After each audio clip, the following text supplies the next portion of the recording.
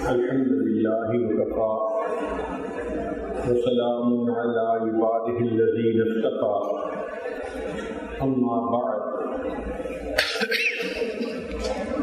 أعوذ بالله من الشيطان الرجيم بسم الله الرحمن الرحيم إنما يتقبل الله من المتقين سبحان ربك رب العزة عما يصفون وسلام على المرسلين والحمد لله رب العالمين اللهم صل على سيدنا محمد وعلى آل سيدنا محمد وبارك وسلم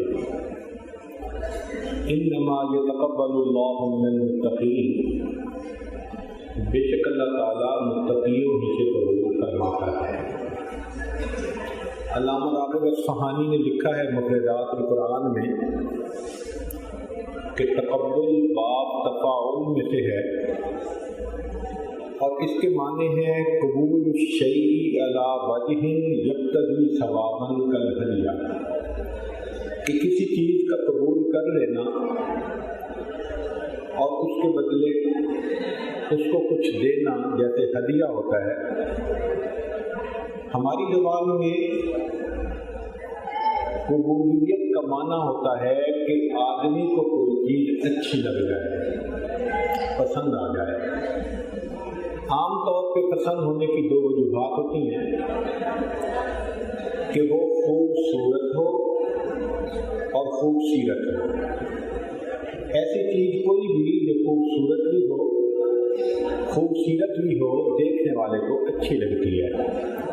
کوئی شخصیت ہو، مکان ہو، لباس ہو، کوئی منظر ہو، جو بھی خوبصورت یا خوبصورت چیز ہوگی وہ اچھی لگے گی۔ عمومی طور پہ دستور یہی ہے۔ تاہم یہ حرف آخر نہیں ہے۔ ایسا بھی دیکھا کہ کئی مرتبہ چیز اتنی اچھی نہیں پھر بھی پسند آ جاتی ہے۔ اس کی دلیل قرآن عظیم الشان میں سے سیدنا موسیٰ علیہ السلام اور سیدنا ہارون علیہ السلام دونوں پیغمبر ہیں، لیکن حضرت موسیٰ علیہ السلام کو بولنے میں دشواری ہوتی تھی، اس لیے انہوں نے دعا مانگی تھی رب اشرح لی صدری ویسر لی امری واحلل عقدۃ من لسانی یفقہوا قولی۔ اور اس کے مقابلے میں ہارون علیہ السلام فصیح اللسان تھے۔ قرآن مجید میں ان کے بارے میں فرمایا هو افصح منی لسانا، تو فصیح اللسان ہارون علیہ السلام تھے۔ مگر اللہ تعالیٰ نے ہم کلامی کے لیے کس کو پسند کیا؟ وَكَلَّمَ اللَّهُ مُوسَىٰ تَكْلِيمًا۔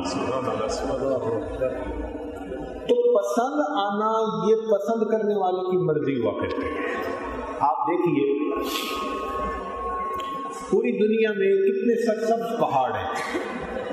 ہم نے بعض ایسے پہاڑ دیکھے کہ اس منظر کو دیکھ کے انسان کا جی چاہتا ہے کہ بس کھڑا ہو کر اس منظر کو دیکھتا ہی رہے، لیکن اللہ رب العزت نے ہم کلامی کے لیے کس پہاڑ کا انتخاب فرمایا؟ کوہ طور کا۔ قسم بھی کھائی کوہ طور کی، اور کوہ طور وہ پہاڑ ہے کہ جہاں عمومی طور پہ سبزے کا نام و نشان نہیں ہے۔ اللہ رب العزت نے اپنے حبیب صلی اللہ علیہ وسلم کے لیے جو پہلا پیغام بھیجا تو جبل نور پر سبزے کا نام و نشان نہیں۔ اپنے حبیب صلی اللہ علیہ وسلم کے لیے دوست پسند کیا کس کو؟ جبل احد کو۔ نبی اسلام نے فرمایا احد جبل یحبنا و نحبہ، یہ ہم سے محبت کرتا ہے، ہم اس سے محبت کرتے ہیں۔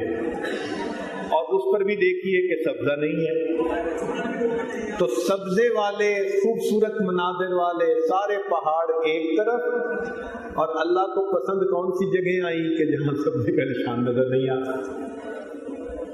کہتے ہیں کہ مجنوں کو لیلا کے ساتھ بہت محبت تھی، حالانکہ وہ رنگ کی کالی تھی، اور کالا ہونے کی نسبت سے ماں باپ نے اس کا نام لیل سے لیلا رکھا تھا، مگر مجنو کو پسند تھی۔ ایک حاکم وقت نے سوچا کہ میں نے لیلا کے بڑے تذکرے سنے ہیں، ذرا دیکھو تو صحیح یہ کیسی حور پری ہے۔ تو اس نے لیلا کو بلایا تو دیکھا کہ وہ عام عورتوں کی طرح ایک عورت تھی۔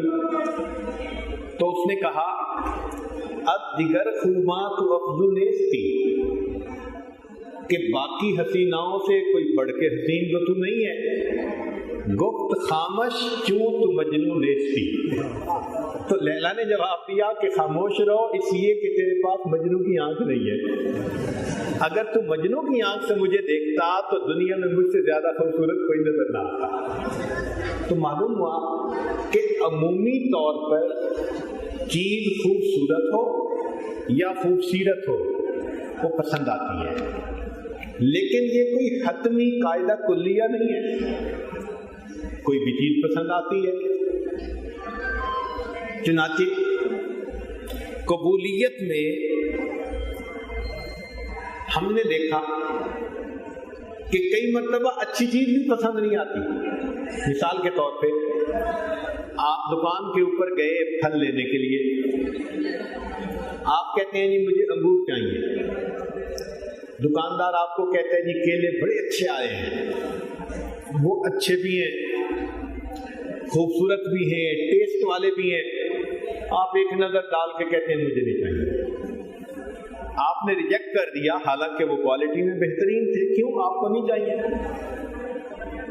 ہم نے دیکھا کئی مرتبہ بہت خوبصورت عورتیں ہوتی ہیں طلاق ہو جاتی ہے، کیوں؟ خاوند کو نہیں پسند آتی۔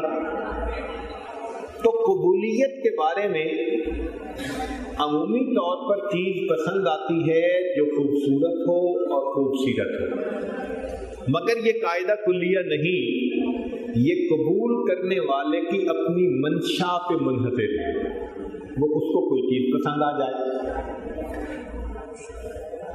اسی لیے ایک بزرگ گزرے ہیں ابن عطا اسکندری رحمت اللہ علیہ، ان کی کتاب الحکم کے نام سے بڑی معروف ہے، شاید اس امت کے لقمان حکیم کہے جانے کے یہ قابل ہوں۔ اور جامعہ الازہر، اس کو جو پوری دنیا کے اندر شہرت ملی وہ ایسے اساتذہ کی وجہ سے ملی، بہت صاحب نسبت بزرگ تھے۔ اپنی کتاب میں لکھتے ہیں کہ ربما فتح لک باب الطاعۃ وما فتح لک باب القبول، کہ ہو سکتا ہے ایسا بھی ہوتا ہے کہ کبھی اللہ تعالیٰ اطاعت کا دروازہ تو کھول دیتے ہیں مگر قبولیت کا دروازہ نہیں کھولتے۔ تو ظاہر میں تو بندہ اچھے عمل کر رہا ہوتا ہے مگر وہ عمل اللہ کے ہاں پھر قبول نہیں ہوتے۔ اس کی مثال دیکھنا چاہیں تو آپ شیطان کی مثال دیکھیے، اس نے ہزاروں سال سجدے کیے، حتیٰ کہ یہ طاؤس الملائکہ کہا جاتا تھا، اتنی عبادت، مگر انجام کیا ہوا کہ رب کریم نے فرما دیا فخرج منہا فإنک رجیم، دفع ہو جائے یہاں سے تو مردود ہے۔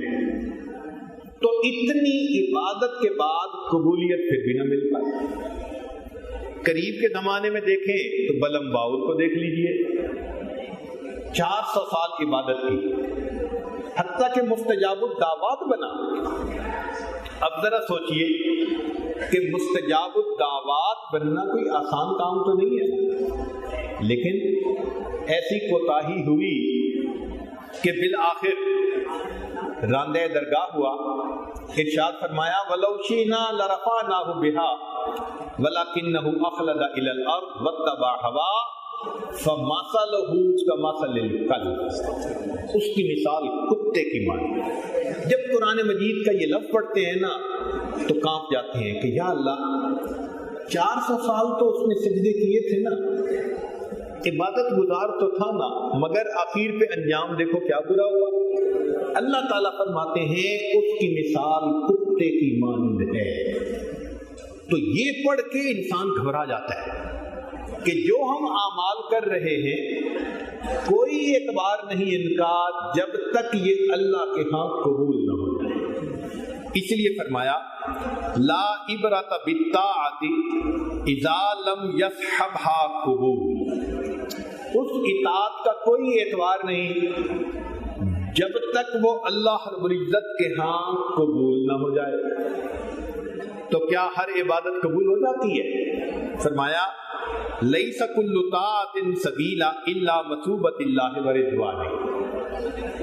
ہر عبادت تو بندے کی قبول نہیں ہوتی. ہاں یہ تو اللہ رب العزت کی اپنی مرضی ہے کہ وہ قبول فرما لے. اگر حقیقت کی بات کریں تو فرمایا لولا جمیل سترہ لم یکن عملا اہلا للقبول. اگر اللہ تعالیٰ کی ستائی کا معاملہ نہ ہوتا تو بندے کا کوئی عمل قبولیت کے قابل ہو ہی نہیں سکتا تھا. اس کو امام ربانی حضرت مجدد ثانی رحمۃ اللہ علیہ نے اپنے مکتوبات میں بڑی تفصیل سے کھولا ہے. وہ فرماتے ہیں کہ اللہ تعالیٰ کی شان اتنی بلند ہے کہ بندہ جتنی مرضی بنا سوار کے نمازیں پڑھے عبادت کرے جتنی بھی اچھی عبادت کر لے وہ سبحانہ و تعالی وراء الورا ثم وراء الورا ثم وراء الورا. اس پروردگار کی بلندی کبریائی اتنی ہے کہ یہ سب عبادتیں اس کی شان کے پردوں سے نیچے رہ جاتی ہیں. وہ پروردگار اس سے بھی بلند، اس سے بھی بلند، اس سے بھی بلند ہے. یہی تو وجہ تھی کہ اللہ کے پیارے حبیب صلی اللہ علیہ وسلم نے کیسی عبادت بھری زندگی گزاری مگر اخیر پر فرما دیا ما عبدنا کا حق کا عبادت. اے اللہ جو عبادت کا حق تھا حق ادا نہیں کرتے. امام اعظم ابو حنیفہ رحمۃ اللہ علیہ کے بارے میں آتا ہے کہ 40 سال معمول تھا عشاء کے وضو سے فجر کی نماز تھا. پھر اس کے بعد عمرے کے لیے تشریف لے گئے. مقام ابراہیم پہ 2 رکعت میں قرآن مجید تلاوت کیا اور اس کے بعد ہاتھ اٹھا کے دعا مانگی تو دعا میں یہی کہا ما عبدنا کا حق کا عبادت. اے اللہ جیسے آپ کی عبادت کا حق تھا وہ حق ادا نہیں کر سکے. جب یہ اکابر بھی مان رہے ہیں کہ ہم حق ادا نہیں کر سکے تو بھئی ہم کس کھیت کی گاجر مولی؟ ہمارے اعمال کیا اوقات رکھتے ہیں؟ یہاں طالب علم کے ذہن میں ایک سوال پیدا ہوتا ہے کہ اگر ہم ایسی عبادت کر ہی نہیں سکتے جو اللہ کی شان کے مطابق ہو تو پھر عبادت پر اجر کیسے ملے گا؟ تو ذرا سن لیجئے، اس کی تفصیل بھی ہمارے اکابر نے دی ہے. اس کی تفصیل یہ کہ باپ اپنے بچے کو پہلے دن اسکول میں مدرسے میں داخل کروا کے آتا ہے. چھٹی کے بعد وہ بچہ آتا ہے، ہاتھ پہ سیاہی لگی ہوتی ہے، کپڑوں پہ لگی ہوتی ہے اور آ کے کہتے ہیں ابو آج میں نے لکھنا سیکھا. تو والد کہتے ہیں کہ بیٹا بتاؤ.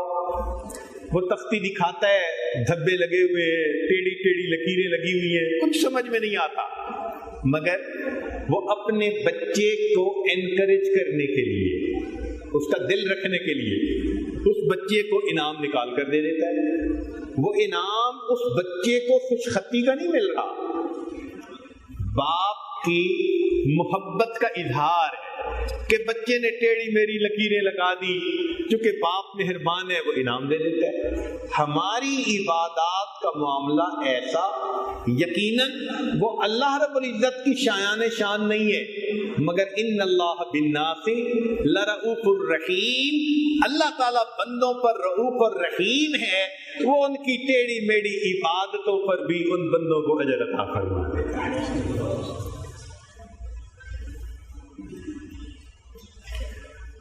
یہاں پر طلباء کے ذہن میں ایک بات آتی ہے کہ بھائی اگر عمل ہی ہمارے اس قابل نہیں تو عمل پر اجر کیسے ملے گا؟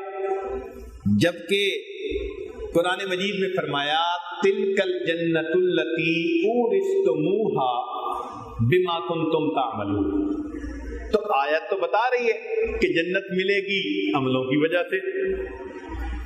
دوسری جگہ فرمایا ادخلوا الجنت بما کنتم تعملون، تو پھر جنت تو عملوں کے بدلے یہاں سے محسوس ہوتی ہے۔ اس کی تفصیل علماء کرام نے بہت خوبصورت دی ہے۔ وہ فرماتے ہیں کہ دیکھیں، عمل کی وجہ سے جنت نہیں ملے گی۔ حدیث مبارکہ ہے لن يدخل احد الجنت بعمله، تم میں سے کسی بندے کو اس کے عمل کی وجہ سے جنت نہیں ملے گی۔ اور بخاری شریف کی روایت ہے، جابر رضی اللہ عنہ اس کے راوی ہیں کہ نبی علیہ السلام نے ارشاد فرمایا لا يدخل احدا منکم عمله الجنہ ولا يجیرہ من النار ولا انا الا برحمت من اللہ تعالی۔ اور دوسری حدیث مبارکہ ہے بخاری شریف کی لَيُنْجِيَ أَحَدًا مِّنْكُمْ عَمَلُهُ، جب نبی علیہ السلام نے یہ فرمایا تو صحابہ نے عرض کیا قالوا ولا انت یا رسول اللہ، قال ولا انا الا ان يتغمدني اللہ بغفرانہ، ہاں مجھے بھی عمل کی وجہ سے نہیں ملے گی، ہاں اللہ کی مغفرت اگر مجھے ڈھانپ لے تو مجھے بھی نصیب ہو جائے گی۔ تو یہاں سے محسوس ہوتا ہے کہ عمل کی وجہ سے تو جنت نہیں ملے گی۔ ایک اور حدیث مبارکہ ان اللہ عز وجل یقول للجنت، اللہ رب العزت نے جنت سے یہ فرمایا انت رحمتی، تو میری رحمت ہے، ارحم بکی من اشاء من عبادی، میں تیرے ذریعے اپنے بندوں میں سے جس پر چاہوں گا رحمت فرماؤں گا۔ تو پھر جنت ملے گی کیسے؟ اس کی تفصیل میں ابن رجب حنبلی نے یہ عجیب بات لکھی، فرماتے ہیں ان عمل الانسان لا ينجیہ من النار ولا يدخلہ الجنہ وان ذلک کلہ انما یحصل بمغفرتہ بمغفرت اللہ ورحمتہ۔ چنانچہ ابن جوزی رحمۃ اللہ علیہ نے اس کی ایک عام فہم دلیل دی ہے کہ بندے کو کیسے جنت ملے گی۔ وہ فرماتے ہیں ان توفیق العمل من رحمت اللہ، کہ بندہ جتنے اعمال کرتا ہے اس کی توفیق کس سے ملتی ہے؟ اللہ کی طرف سے۔ ولولا رحمت اللہ سابقۃ ما حصل الایمان والطاعۃ التي يحصل بها النجاة، اگر اللہ کی وہ توفیق نہ ہوتی نہ ایمان ملتا نہ عمل کی توفیق، تو معلوم ہوا کہ اگر عمل کی توفیق ملی تو رحمت کس کی ہوئی؟ تو جنت بھی ملے گی تو پھر اللہ کی رحمت سے ملے گی۔ دوسری دلیل دیتے ہیں کہ ان منافع العبد لسیدہ فعملہ مستحق لمولاه، جب کوئی غلام ہوتا ہے تو غلام جو بھی عمل کرتا ہے اس عمل کی اجرت اس کو نہیں ملتی، وہ تو غلام ہے، اس کے جو منافع ہوتے ہیں وہ کس کے ہوتے ہیں؟ اس کے مالک کے ہوتے ہیں۔ تو معلوم ہوا کہ ہم اگر عبادت کرتے ہیں تو پھر عبادت کا منافع کس کے لیے؟ مولا کے لیے۔ پھر اگر ہمیں وہ کچھ دے دیتا ہے تو ہمارا حق نہیں بنتا، یہ جو کچھ مل رہا ہے یہ ہمیں اللہ کی رحمت سے مل رہا ہے۔ چنانچہ حاکم نے ایک حدیث مبارکہ روایت کی جو اس بات کو بالکل صاف کر دے گی، ذرا سنیے۔ جابر لانو سے مرفوع روایت ہے کہ جبریل علیہ السلام نے نبی علیہ السلام کو یہ بات سنائی، ان عابدا عبد اللہ علی رأس الجبل فی البحر 500 سنۃ، 500 سال ایک عبادت گزار نے ایک پہاڑ کی چوٹی پر دریا کے اندر سمندر کے اندر عبادت کی اللہ کی۔ ثم سأل ربہ ان یقبضہ ساجدا، پھر اس نے دعا مانگی کہ اے اللہ میری روح سجدے کی حالت میں قبض ہو، مجھے موت آئے۔ قال جبریل، کہ جبریل علیہ السلام نے بتایا کہ سجدے میں اس کو موت آئی اور اس کی یہ تمنا بھی پوری ہوئی۔ فَنَحْنُ نَمُرُّ عَلَيْهِ اِذْ هَبَتْنَا وَإِذْ أَرَجْنَا، کہ ہم جہاں وہ مدفون تھا اس کے قریب سے اوپر آسمان پر جاتے اور نیچے اترتے۔ وَنَجِدُ فِي الْعِلْمِ، اور یہ بات ہمارے علم میں آئی، أَنَّهُ يُبْعَثُ يَوْمَ الْقِيَامَةِ فَيُوقَفُ بَيْنَ يَدَيِ اللَّهِ عَزَّ وَجَلَّ، کہ یہ بندہ قیامت کے دن اللہ رب العزت کے سامنے کھڑا کیا جائے گا. فَيَقُولُ الرَّبُّ عَزَّ وَجَلَّ، اللہ تعالیٰ اس بندے کو قیامت کے دن فرمائیں گے ادخلوا عبدی الجنہ، میرے بندے کو جنت میں داخل کرو برحمتی، میری رحمت کے سبب. فیقول العبد، وہ بندہ آگے سے جواب دے گا یا ربی بعملی، اللہ میری عبادت کی وجہ سے مجھے جنت میں داخل فرمائیے. یفعل ذلک 3 مرات، یہ 3 مرتبہ ہوگا. اللہ تعالیٰ فرمائیں گے میری رحمت کے سبب داخل کرو، وہ کہے گا اللہ میرے عملوں کے سبب. ثم یقول اللہ ملائکہ للملائکہ، اللہ تعالیٰ پھر فرشتوں سے فرمائیں گے قائسو عبدی بنعمی علیہ و بعملہ، میرے بندے کا حساب کرو، اس کے عمل کتنے ہیں اور اس پر میری نعمتیں کتنی ہیں. فَيَجِدُونَ نِعْمَةَ الْبَصَرِ قَدْ أَحَاطَتْ بِعِبَادَةِ 500 سَنَةً، جب حساب کیا جائے گا تو بینائی کی نعمت اس کی 500 سال کی عبادت کے برابر ہو جائے گی. وَبَقِيَتْ نِعْمَةُ الْجَسَدِ لَهُ، اور جسم کی باقی نعمتیں اس کے علاوہ ہوں گی. فیقول، اللہ تعالیٰ فرمائیں گے ادخلوا عبدی النار، میرے بندے کو جہنم میں داخل کر دو، اس نے تو میری ساری نعمتوں کا شکر بھی ادا نہیں کیا. لہذا فیجر الی النار، اس بندے کو فرشتے آگ کی طرف گھسیٹیں گے. فینادی، وہ بندہ پھر پکارے گا برحمتک ادخلنی الجنہ، اللہ اپنی رحمت سے جنت میں داخل کر دیجیے. برحمتک ادخلنی الجنہ فیدخلہ الجنہ، پھر اللہ تعالیٰ اس کو جنت میں اپنی رحمت سے داخل کریں گے. قال جبریل، جبریل علیہ السلام نے بتایا انما الاشیاء برحمت اللہ یا محمد، اے محمد صلی اللہ علیہ وسلم یہ سارا معاملہ اللہ کی رحمت کے ساتھ ہوگا. چنانچہ قرآن مجید کی آیت ہے وَلَوْ يُؤَاخِذُ اللَّهُ النَّاسَ بِمَا كَسَبُوا، اگر اللہ تعالیٰ بندوں کا مؤاخذہ فرماتے ان کے عملوں پر، مَا تَرَكَ عَلَى ظَهْرِهَا مِن دَابَّةٍ، زمین کے اوپر کوئی جاندار بھی زندہ نہ رہتا. اگر اللہ تعالیٰ محاسبہ فرماتے تو اللہ تعالیٰ نہیں محاسبہ فرماتے اور اپنی رحمت سے اگر جنت دے دیتے ہیں تو معلوم ہوا کہ یہ عملوں کا بدلہ نہیں بلکہ یہ اللہ کی رحمت کا معاملہ. چنانچہ فرمایا لو ان اللہ عذب اہل السماوات وارضہ لعذبہم وهو غیر ظالم لہم ولو رحمہم کانت رحمتہ خیرا لہم. اگر اللہ تعالیٰ آسمان اور زمین کے ہر انسان زیرو کو جہنم کے اندر ڈال دے تو یہ اللہ کا ظلم نہیں ہوگا. ہاں اگر وہ جنت عطا فرما دے تو یہ اللہ کی رحمت سے ہے.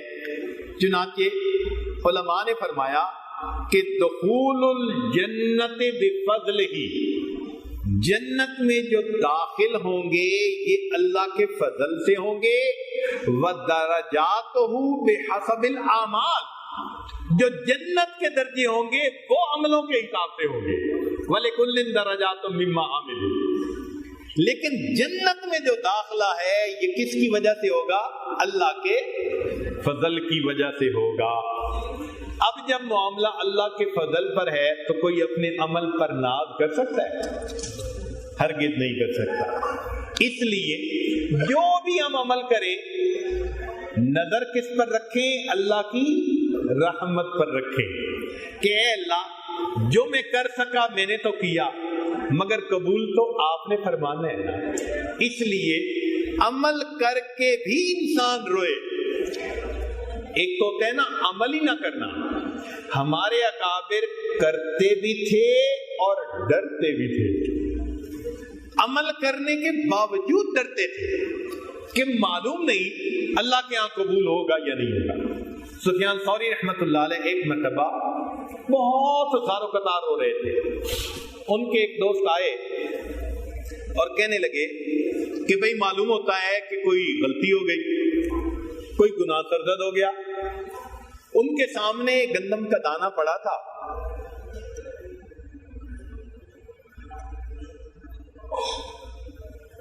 انہوں نے گندم کا وہ دانہ اٹھا کر دکھایا اور اپنے دوست سے کہنے لگے کہ دیکھو میں نے اپنی زندگی میں اللہ رب العزت کی اتنی بھی نافرمانی نہیں کی ارادے کے ساتھ جتنا گندم کا دانہ ہے۔ اس نے کہا پھر روتے کیوں ہیں؟ کہنے لگے روتا اس بات پر ہوں کہ جو نعمت اللہ نے مجھے عطا کی ہے پتہ نہیں یہ موت تک محفوظ بھی رہے گی یا نہیں رہے گی، اس بات پہ رو رہا۔ تو ہمارے اکابر ڈرتے تھے کہ کہیں اللہ رب العزت بے نیاز ہے، بے نیازی والا معاملہ نہ فرمائے، اس لیے وہ کرتے بھی تھے اور ڈرتے بھی تھے، اس لیے دعائیں مانگتے تھے کہ اللہ جو کچھ ہوا آپ اس کو قبول فرما لیجیے۔ اب قبولیت کی علامات ہیں، چنانچہ ذرا توجہ فرمائیے کہ من علامات قبول الاعمال، جو اعمال اللہ کے ہاں قبول ہوتے ہیں ان کی علامات کیا ہیں؟ سب سے پہلے کہ موافقت العمل لما جاء به الشرع وصحت به السنہ، عمل کی قبولیت کے لیے پہلی شرط کہ وہ شریعت و سنت کے بالکل مطابق ہو۔ اگر شریعت کے مطابق نہیں تو قبولیت نہیں ہو سکتی۔ اب ایک صوفی صاحب کہیں بڑی کیفیت بنی ہوئی ہے میں فجر کی 4 رکعت پڑھوں گا، تو کبھی بھی اس کی نماز قبول نہیں ہوگی، اس لیے کہ شریعت ہی کے مطابق نہیں ہے۔ اس کو کہتے ہیں میزان الاعمال فی ظاہرہا، ظاہر میں عمل کی قبولیت کی کسوٹی۔ وہ کسوٹی کیا ہے کہ عمل شریعت کے مطابق ہونا چاہیے۔ اگر شریعت سے ہٹ کے ہوگا تو من احدث فی امرنا ھذا ما لیس فیہ فہو ما لیس منہ فہو رد، وہ عمل مردود کر دیا جائے گا، رد کر دیا جائے گا جو بھی شریعت سے ہٹ کے ہوگا۔ چنانچہ ہم اگر چاہتے ہیں کہ ہمارے عمل اللہ کے ہاں قبول ہو جائیں تو ہمیں چاہیے کہ عمل کو بالکل شریعت کے مطابق کریں، ہر چھوٹا بڑا عمل نبی علیہ الصلوۃ والسلام کی سنت کے مطابق ہو۔ اسی لیے انسان کو چاہیے کہ اپنا عمل بھی صاف ہو اور اپنا کھانا پینا بھی صاف ہو۔ کھانے پینے میں بھی اگر تھوڑی سی ملاوٹ ہوگی تو اللہ کے ہاں وہ عمل قبول نہیں ہوگا۔ ارشاد فرمایا یا ایھا الرسل کلوا من الطیبات واعملوا صالحا، پاکیزہ کھانا کھائیے، نیک عمل کیجیے۔ ہمارے اکابر مشتبہ چیز سے بہت زیادہ بچتے تھے، بہت اہتمام کرتے تھے۔ چنانچہ امام مالک رحمۃ اللہ علیہ کے ہاں امام شافعی اپنی جوانی کی عمر میں گئے، کھانا دیا تو انہوں نے خوب ٹکا کے کھایا، پھر اس کے بعد سونے کا وقت آ گیا تو امام شافعی رحمۃ اللہ علیہ بستر پر لیٹ گئے۔ امام مالک رحمۃ اللہ علیہ کی بیٹیوں نے مہمان کے لیے پانی بھی رکھ دیا تھا کہ رات کو اٹھیں گے، تہجد پڑھیں گے، وضو کریں گے، تو پانی بھی رکھ دیا۔ اب جب صبح کا وقت ہوا تو امام مالک رحمۃ اللہ علیہ نے ان کو کہا کہ جی فجر کے لیے آئیے، تو امام شافعی رحمۃ اللہ علیہ چلے گئے، فجر کی نماز ادا کر لی۔ جب امام مالک رحمۃ اللہ علیہ واپس آئے تو امام مالک رحمۃ اللہ علیہ کی بیٹیوں نے کہا کہ یہ آپ کا مہمان بھی عجیب، ایک تو اس نے بہت زیادہ کھایا، حالانکہ جو اہل اللہ ہوتے ہیں وہ تو تھوڑا کھاتے ہیں، اور دوسری بات یہ کہ ہم نے تہجد کے لیے وضو کے لیے پانی بھر کر رکھا تھا، اس نے استعمال ہی نہیں کیا، تو محسوس ہوتا ہے کہ تہجد بھی کوئی نہیں پڑی۔ تو امام مالک رحمۃ اللہ علیہ نے آ کر امام شافعی رحمۃ اللہ علیہ کو یہ بات بتائی کہ میری بیٹیوں کے ذہن میں یہ اشکال وارد ہوا ہے، تو میں آ کے آپ کو یہ بات سنا رہا ہوں۔ تو امام شافعی رحمۃ اللہ علیہ نے جواب دیا، حضرت ایک تو بات کہ میں نے جب آپ کے دسترخوان پہ کھایا، اتنا حلال طیب پاکیزہ کھانا مجھے قسمت سے ملا، لہذا میں نے خوب جی بھر کے کھا لیا کہ یہ حلال پاکیزہ کھانا میرے جسم کا حصہ بن جائے۔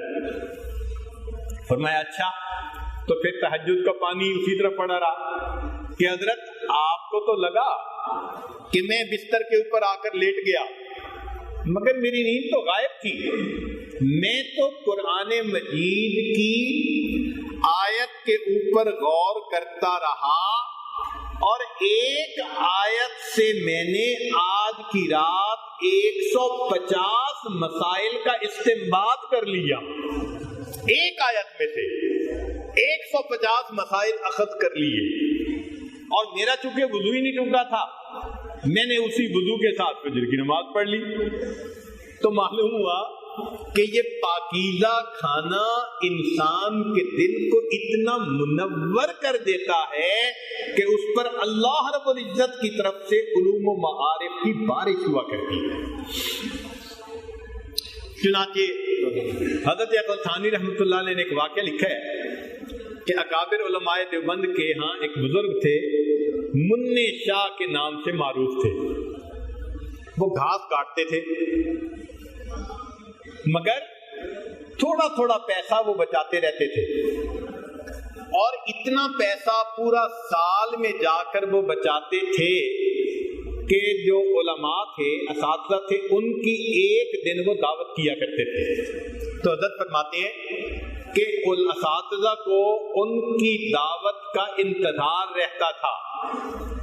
وجہ کیا تھی کہ جس دن ان کے ہاں کھانا کھا کر آتے تھے، 40 دن تک جو نماز ہوتی تھی اس کی حضوری بڑھ جایا کرتی تھی، نماز کی حضوری بڑھ جایا کرتی تھی۔ ان کے ہاں ایسا کھانا تھا۔ ہم نے اپنی زندگی میں حلال طیب پاکیزہ چیز کھانے کا واقعی کئی مرتبہ تجربہ کیا۔ ایک واقعہ طلباء کی خدمت میں عرض کر دیں۔ بیرون ملک میں ایک جگہ ہمارا مدرسہ تھا، تو یہ عاجز ایک دن ان طلباء کی تعلیمی جو پروگریس تھی اس کا جائزہ لے رہا تھا۔ ایک طالب علم کے بارے میں دیکھا کہ اس طالب علم نے پورے سال میں ایک صفحہ بھی قرآن مجید کا مکمل نہ پڑھا، تو بڑی حیرت ہوئی۔ ہم نے استاد کو بلا کے پوچھا کہ بھئی پورے سال میں ایک صفحہ بھی نہ پڑھا، کیا مسئلہ؟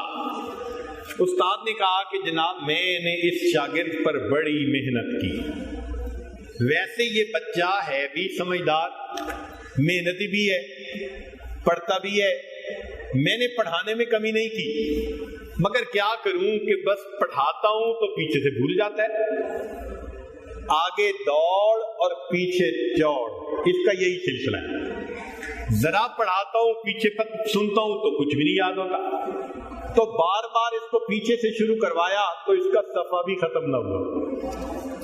ہمیں بڑی حیرت ہوئی، ہم نے طالب علم کو بلا لیا، اس سے پوچھا بھئی یہ تیرا کیا مسئلہ؟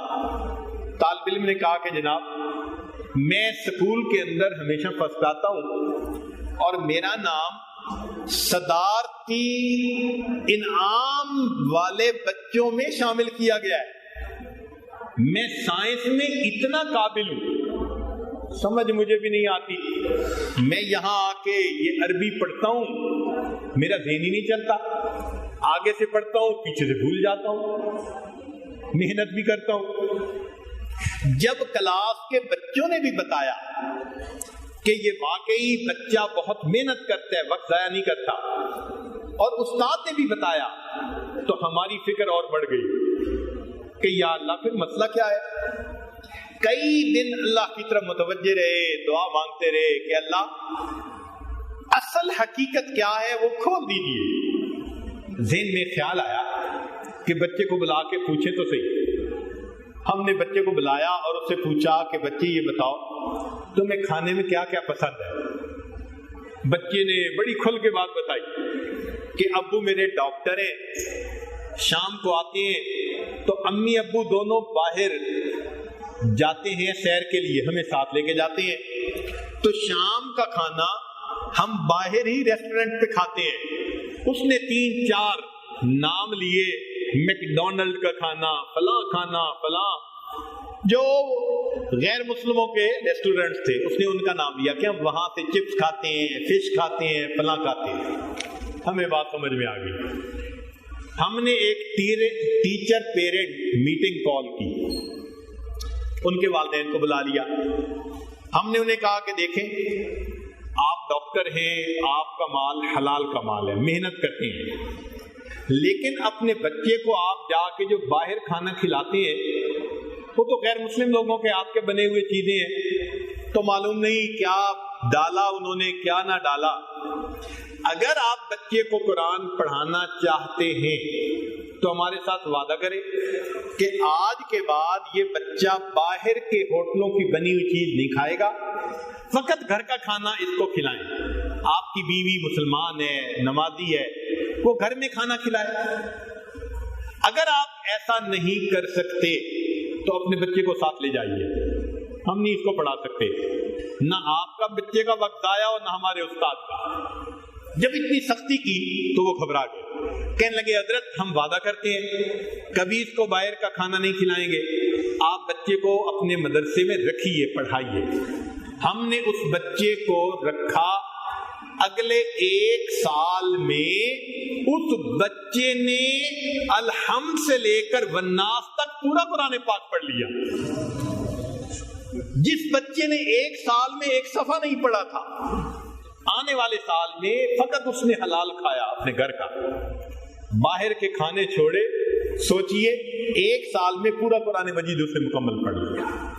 یہ باہر کے کھانوں کی اتنی ظلمت ہوتی ہے انسان کے اوپر، اور آج دیکھتے ہیں کہ طلباء کو شوق ہوتا ہے باہر کی چیزیں کھانے کا، بازار کی پکی ہوئی۔ حلال مال کے ساتھ ایسی چیزیں کھا لیتے ہیں جو دل کو اس طرح سیاہ کر دیتی ہیں۔ تو ضرورت ہے کہ ہم مال بھی حلال ہو اور پکی ہوئی بھی حلال طریقے سے ہو، اس دونوں باتوں کا خیال رکھیں۔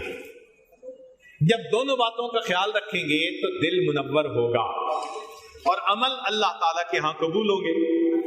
تو عمل کی قبولیت کی پہلی شرط موافقت العمل لما جاء بہ الشرع وصحت بہ السنہ۔ ایک دوسری شرط بھی ہے، وہ کیا کہ ابتغاء وجہ اللہ بالعمل، کہ انسان بھلے عمل سنت کے مطابق کرے، اچھے طریقے سے کرے، مگر نیت کھوٹی ہو تو پھر بھی عمل قبول نہیں ہوگا۔ اس کو کہتے ہیں میزان الاعمال فی باطنہا، باطن کی کسوٹی۔ ایک تو تھا نا ظاہر کی کسوٹی کہ سنت کے مطابق ہو، یہ باطن کی کسوٹی ہے کیا کہ عمل بھی اللہ رب العزت کے لیے ہو۔ چنانچہ طبرانی شریف کی روایت ہے ان اللہ لا يقبل من العمل الا ما كان خالصا وابتغي به وجهه۔ اللہ تعالیٰ صرف اسی عمل کو قبول کرتے ہیں جس عمل کا مقصد خالص اللہ رب العزت کی رضا ہو۔ تیسری علامت عمل کے قبول ہونے کی زیادت الاعمال والترقی فی الاحوال، کہ جو عمل اللہ کے ہاں قبول ہونا ہوتا ہے اس کو کرتے ہوئے انسان کی کیفیت بہت اعلیٰ ہوتی ہے۔ چنانچہ بزرگوں نے فرمایا کہ من وجد ثمرۃ عملہ عاجلا فہو دلیل علی وجود القبول عاجلا، کہ جس میں انسان کیفیت محسوس کرتا ہے نا، یہ بعد میں قبولیت کی علامت ہوا کرتی ہے۔ ایک کتاب ہے ابن عجیبہ کی ایقاظ الہمم، انہوں نے لکھا کہ من علائم قبول اللہ للصلاۃ، کہ نماز کی قبولیت کی علامت کیا ہے؟ ان یشعر المصلی فیہا بلذت الاقبال علی اللہ، کہ نماز پڑھتے ہوئے بندے کی کیفیت ایسی بنتی ہے جیسی کہ بالکل اللہ کے حضور حاضر ہے۔ اگر یہ کیفیت بن گئی تو یہ دلیل ہے کہ یہ نماز اللہ کے ہاں قبول ہو گئی۔ فمن علائم قبول اللہ لمناسک الحج، حج پر انسان گیا تو علامت کہ حج قبول ہوئی یا نہیں، فرماتے ہیں ان تقطعہ عن مشاغل الدنیا وہمومها، کہ اگر وہاں جا کر انسان دنیا کے تمام خیالات تفکرات سے بالکل ہٹ کٹ کے اللہ کی محبت میں ڈوب جاتا ہے اور ان اعمال کو کرتا ہے، یہ اس بات کی دلیل کہ اس کا حج اللہ کے ہاں قبول ہو جائے گا۔ تیسرا فرمایا فمن علائم قبول اللہ لتلاوت القرآن، تلاوت قرآن کی علامت کیا ہے؟ ان یشعر انہ ماثل بین یدی اللہ، کہ اس کی کیفیت یہ ہو تلاوت کرنے والے کی کہ جیسے اللہ کے سامنے ہے، اللہ سے ہم کلامی کر رہا، یہ کیفیت ہو جائے۔ تو ان علامات سے پتہ چلتا ہے کہ انسان کا یہ عمل اللہ رب العزت کے ہاں قبول ہوگا۔ ایک چوتھی علامت المداومۃ علی العمل، کہ جو عمل اللہ کے ہاں قبول ہوتا ہے پھر انسان کو اس کے اوپر مداومت نصیب ہوتی ہے۔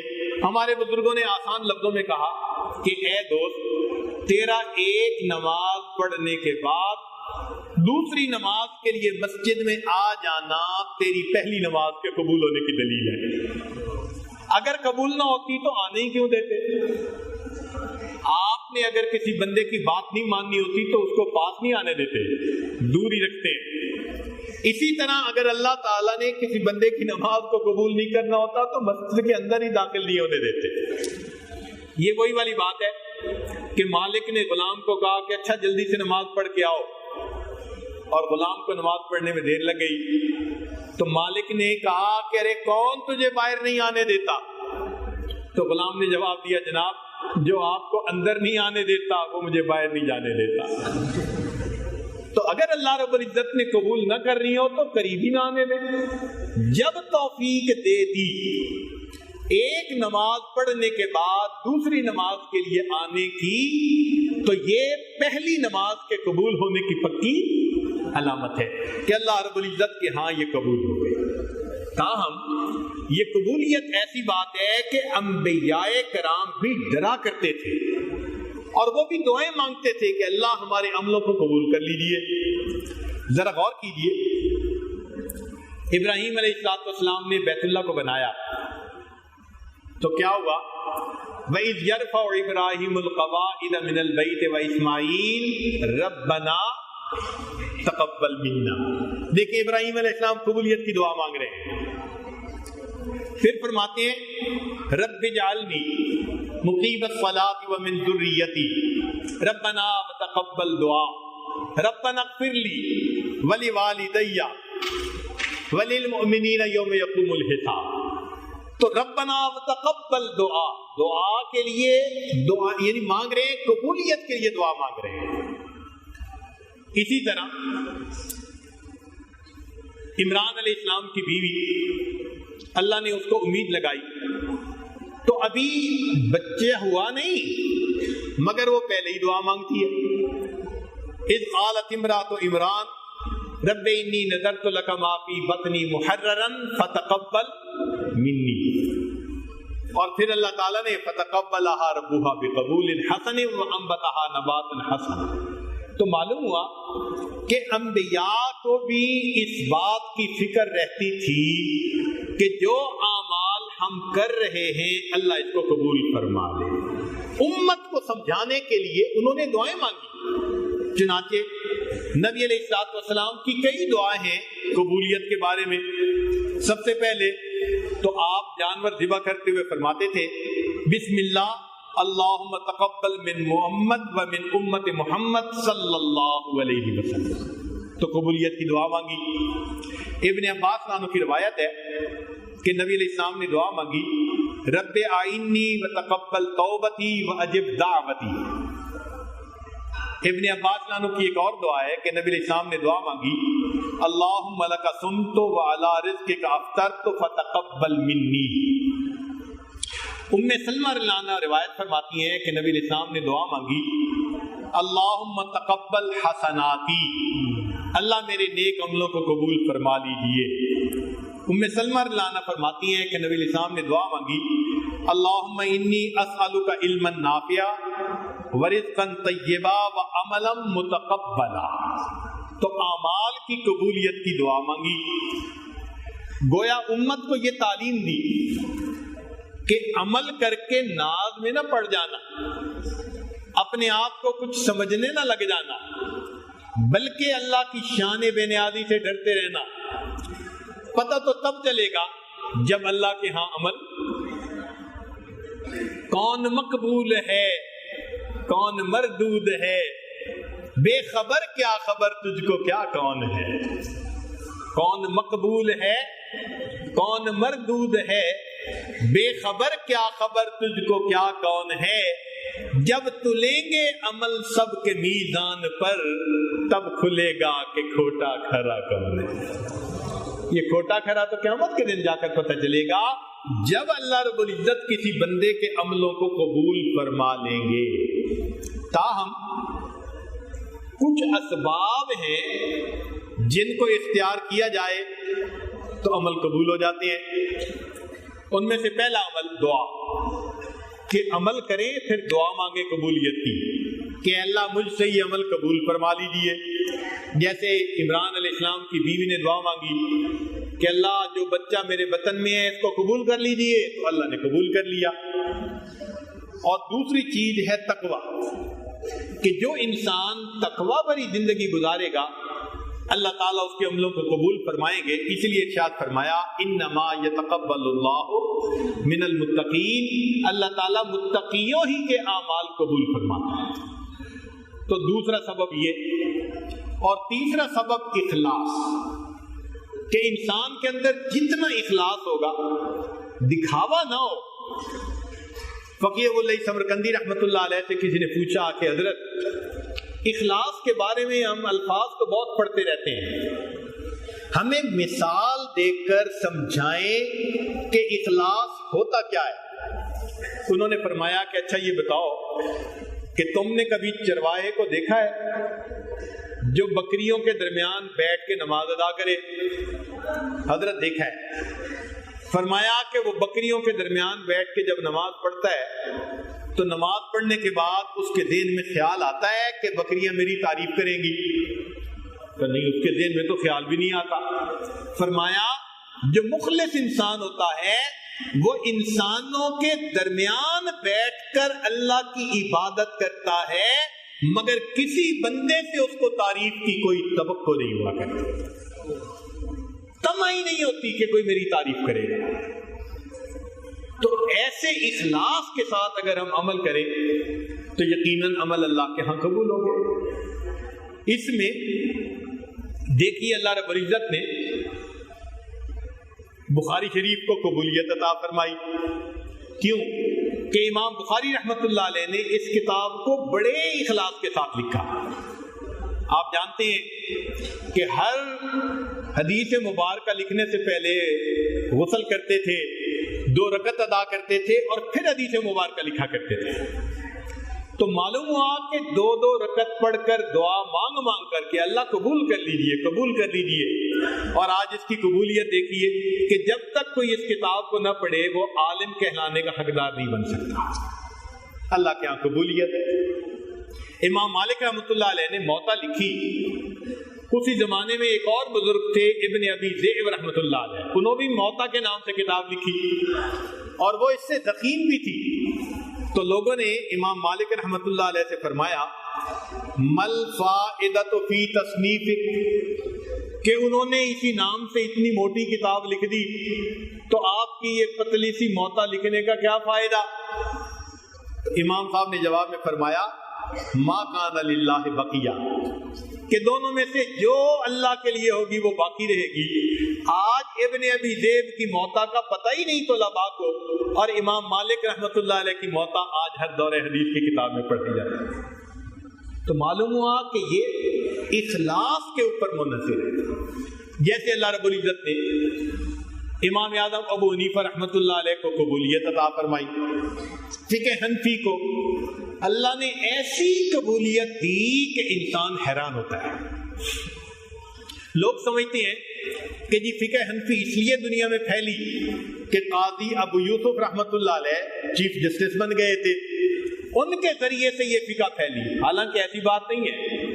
ہارون رشید نے اپنے زمانے میں علماء کی ایک جماعت دیوار چین دیکھنے کے لیے یا اس کے حالات معلوم کرنے کے لیے بھیجی۔ انہوں نے آ کر کہا کہ ہم جہاں گئے فقہ حنفی کا علم ہم سے پہلے وہاں پہنچا ہوا تھا،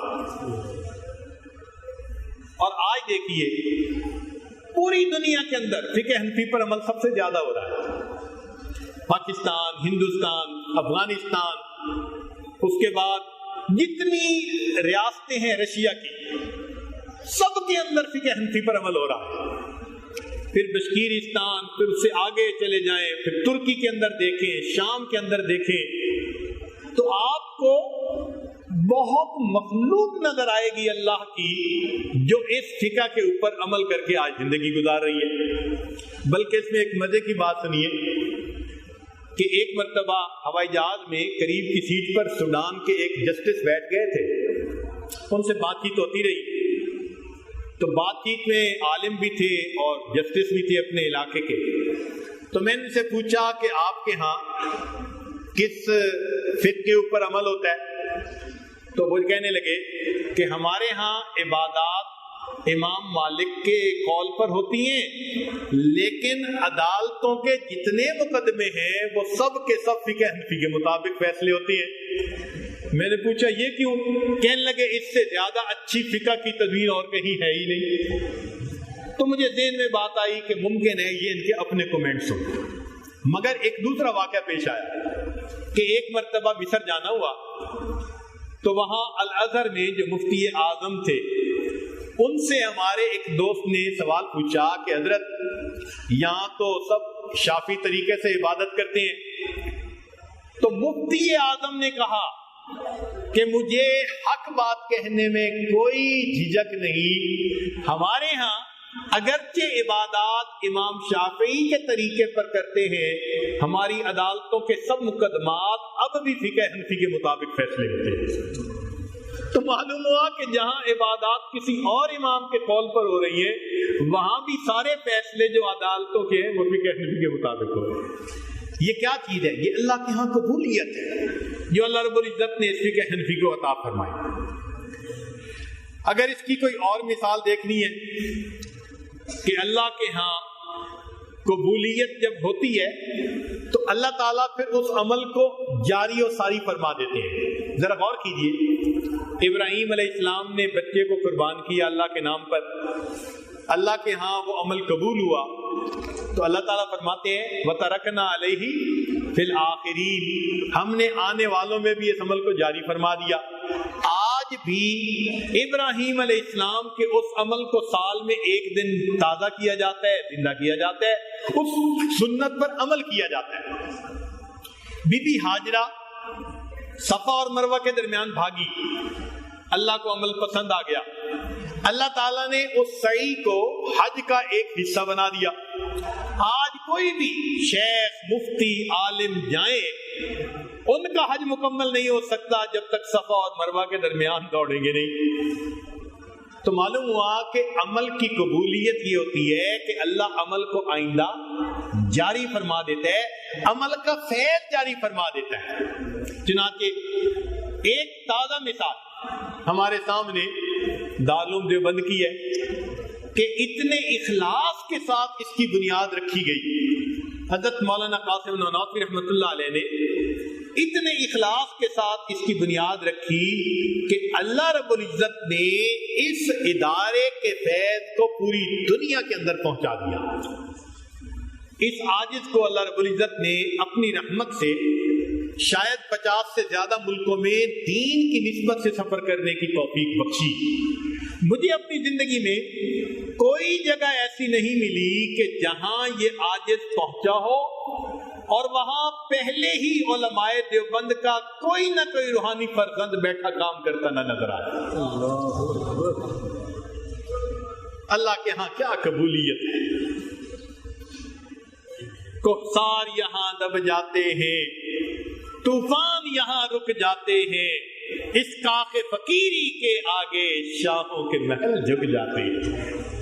یہ علم و ہنر کا گہوارہ تاریخ کا وہ شہپارہ ہے، ہر پھول یہاں ایک شعلہ ہے، ہر سرو یہاں مینارہ ہے۔ اللہ نے کہاں کہاں اس کا فیض پہنچایا، ہم اس کا اندازہ بھی نہیں لگا سکتے۔ بلکہ جتنی مقبول ہستیاں یہاں سے اٹھی ہیں دنیا میں کوئی دوسری جگہ نہیں نظر آتی۔ ہاں مدینہ تو تھا، وہ تو مرکز تھا اور ابتدا تھی، پھر اگر اس کے بعد کوئی جگہ جہاں سے مقبول ہستیاں اٹھی ہوں، اللہ رب العزت نے اس ادارے کو وہ توفیق عطا کی، وہ قبولیت عطا کی۔ ہمارے اکابر کی علمی حیثیت کیا تھی، ذرا طلباء امید ہے کہ توجہ کے ساتھ سنیں گے کہ اللہ رب العزت نے ان کو صفائی باطن اور تعمیر ظاہر کی وجہ سے کیا علمی مقام عطا فرمایا تھا۔ علامہ شبیر احمد عثمانی رحمۃ اللہ علیہ ان کی علمیت کے عجم کے علماء بھی قائل، عرب کے علماء بھی قائل، سب مانتے ہیں۔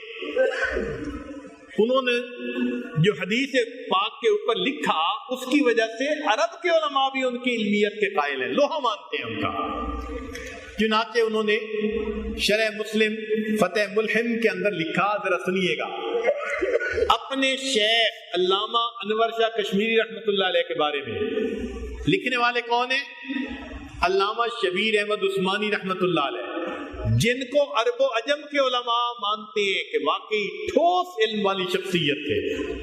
وہ اپنے شیخ کے بارے میں فرماتے ہیں فتح الملہم میں کہ سالت العلامۃ النقی التقی الذی لم تر العیون مثلہ ولم یرہ ہوا مثلہ، کہ میں نے پوچھا اپنے استاد سے جو متقی تھے، پاک تھے، جن کی مثل نہ میری آنکھوں نے دیکھا نہ انہوں نے اپنا مثل کوئی دوسرا دیکھا۔ اللہ اکبر۔ الذی لم تر العیون مثلہ ولم یرہ مثلہ ولو کان فی سالف الزمان لکان لہ شان فی طبقۃ اہل العلم عظیم وَهُوَ سَيِّدُنَا وَمَوْلَانَا الانور الکشمیری رحمت اللہ تعالی علیہ۔ کتنے عظیم الفاظ انہوں نے کہے۔ تو اس سے علامہ انور شاہ کشمیری رحمت اللہ علیہ کی علمیت، جلالت شان کا پتہ چلتا ہے۔ اب یہ علامہ انور شاہ کشمیری رحمت اللہ علیہ آگے لکھتے ہیں، فرماتے ہیں کہ ابن نجیم المصری جو صاحب بحر رائق ہے، فرماتے ہیں افقہ عندی من الشامی۔ علامہ انور شاہ کشمیری رحمۃ اللہ فرماتے ہیں کہ ابن نجیم وہ میری نظر میں علامہ شامی رحمۃ اللہ علیہ سے زیادہ بڑے فقیہ تھے، لأن امارات الفقہ تلوہ منہ، اس لیے کہ فقہ کی شان نور چمکتا نظر آتا ہے ان کی عبارات سے۔ وَكَذَلِكَ شاہ عبد العزیز المحدث الدہلوی، اور ایسے ہی شاہ عبد العزیز محدث دہلوی وہ بھی میری نزدیک علامہ شامی سے زیادہ فقیہ تھے۔ وَكَذَلِكَ شیخ مشائخنا رشید احمد کنکوہی افقہ عندی من الشامی، اور میری نزدیک علامہ جو ہے رشید احمد گنگوہی رحمت اللہ علیہ علامہ شامی رحمت اللہ علیہ سے زیادہ فقیہ تھے۔ یہ کومنٹس کوئی عام بندہ نہیں دے رہا، یہ کومنٹس علامہ انور شاہ کشمیری رحمت اللہ علیہ، اور علامہ انور شاہ کشمیری رحمت اللہ علیہ کے متعلق علامہ شبیر احمد عثمانی ایسی بات کر رہے ہیں۔ تو سوچئے اللہ رب العزت نے ان کو کیا علمی شان عطا فرمائی ہوگی. اسی لیے حضرت حاجی امداد ماجد مکی رحمۃ اللہ علیہ نے ضیاء القلوب میں لکھا کہ جو لوگ مجھ سے تعلق رکھتے ہیں وہ مولوی قاسم اور مولوی رشید احمد کو میری جگہ بلکہ مجھ سے اعلیٰ سمجھیں اور ان کے وجود کو غنیمت سمجھیں. اب ایسے لوگ پیدا نہیں ہوتے. اللہ اکبر کبیرہ. حاجی صاحب کا ایک اور قول ہے، فرماتے ہیں کہ جس طرح شمس تبریز کی زبان مولانا روم بنے، ایسے ہی مولوی قاسم میری زبان ہے. جو معارف میرے قلب پر وارد ہوتے ہیں اللہ تعالیٰ ان کو مولوی قاسم کی زبان و قلم سے ادا کروا دیتے ہیں. اب اگلی بات اور سنیے. حضرت نوناتوی رحمت اللہ علیہ شاہ جہان پور گئے مباحثہ کے لیے، جہاں مختلف مذاہب کے لوگ آئے ہوئے تھے اور ہر ایک نے اپنے مذہب کی صداقت کو ثابت کرنا تھا. تو حضرت نوناتوی رحمت اللہ علیہ نے الحمدللہ دین اسلام کی صداقت کو ایسا واضح کیا کہ سب لوگوں نے مانا کہ واقعی ان کی بات سب سے زیادہ اعلیٰ. جب انہوں نے مذاہب باطلہ کا بطلان ثابت کر دیا اور حضرت گنگوئی رحمت اللہ علیہ کو اس کی کامیابی کا علم ہوا تو حضرت گنگوئی رحمت اللہ علیہ کی آنکھوں میں آنسو آ گئے. پوچھا حضرت رو کیوں پڑے کامیابی کی بات سن کے؟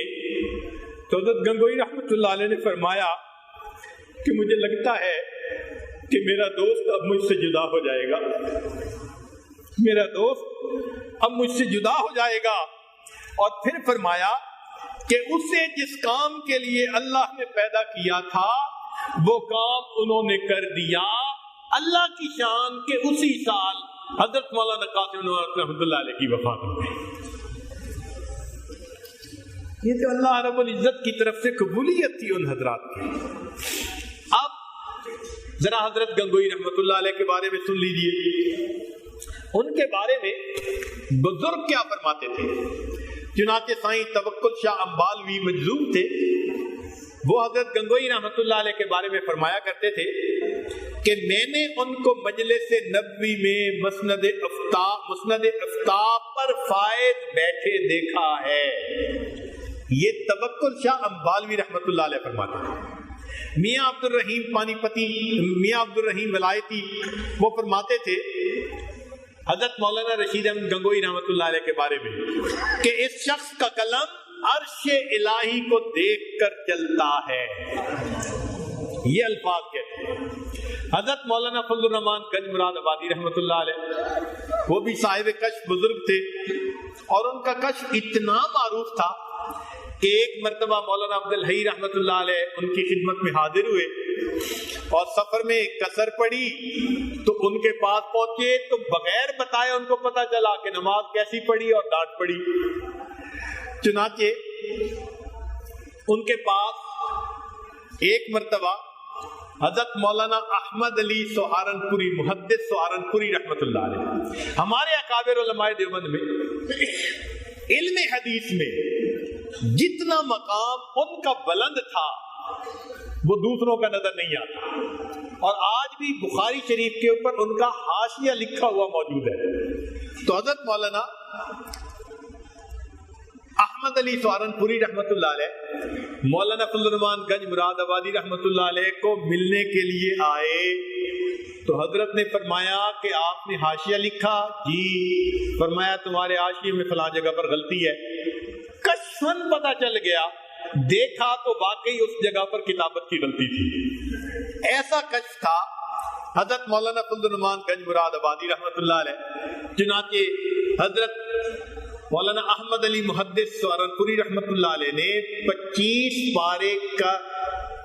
پارے جو تھے اس کا حاشیہ لکھا اور باقی 5 پارے جو تھے ان کی وفات کے بعد حضرت مولانا قاسم نوناتوی رحمۃ اللہ علیہ نے اس کو مکمل کیا. اب ذرا سنیے کہ وہ حضرت مولانا فضل الرحمان گنج مراد آبادی رحمۃ اللہ علیہ حضرت گنگوئی کے بارے میں کیا فرماتے ہیں جو بڑے بڑوں کو ڈانٹ دیتے تھے. ایک دفعہ حضرت مولانا فضل الرحمان گنج مراد آبادی رحمۃ اللہ علیہ کا ایک خادم حضرت گنگوئی کو ملنے کے لیے آ گیا. ملا، جب واپس آنے لگا تو حضرت گنگوئی نے کہا کہ اپنے پیر سے کہنا کہ خلق محمدی اختیار کریں. حضرت گنگوئی نے یہ الفاظ کہہ دیے کہ اپنے پیر سے کہنا خلق محمدی اختیار کریں. ریزن کیا تھی کہ حضرت مولانا فضل الرحمان گنج مراد آبادی رحمۃ اللہ کے پاس اکثر لوگ جاتے تھے اور ڈانٹ کھا کے آتے تھے. ہر آنے والے کو ڈانٹ پڑتی تھی. تو اس پر حضرت گنگوئی رحمۃ اللہ علیہ نے ان کے خادم کو یہ پیغام دے دیا. اب وہ آیا اور حضرت مولانا فضل الرحمان گنج مراد آبادی رحمۃ اللہ علیہ کو ملا. انہیں کچھن پتہ چل گیا. پوچھا بھائی انہوں نے آتے ہوئے کیا کہا؟ تو پہلے تو اس نے چھپانے کی کوشش کی، مگر اللہ والے تو جواسیس القلوب ہوتے ہیں، اس کو پتہ چل گیا کہ مجھے بتانا پڑے گا. اس نے کہا جی انہوں نے آتے ہوئے مجھے فرمایا کہ اپنے پیر سے کہنا کہ خلق محمدی اختیار کرے. تو انہوں نے آگے سے کہا کہ بھئی پہلی بات تو سن لو کہ لوگ مجھ سے دین سیکھنے نہیں آتے، فقط دم تعویذ کروانے آتے ہیں دنیا کے لیے، میں اس لیے ڈانٹتا ہوں.